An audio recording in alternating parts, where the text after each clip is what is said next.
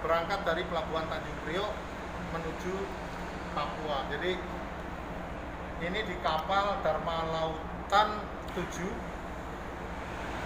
ada 300 bus untuk kali ini yang akan diberangkatkan ke Papua, dan rencananya berangkatan ini akan di launching oleh Pak Menteri Perhubungan Budi Karya Sumadi. Ikutin liputan saya.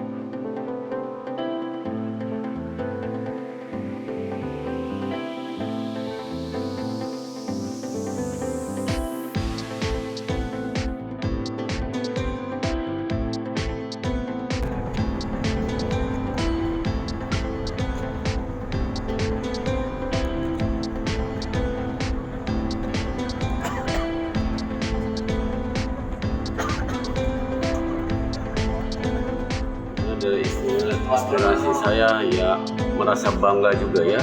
Di sebalik itu kita bertugas dengan di negara. Satu itu, kedua kita refreshing sambil cari nafkah.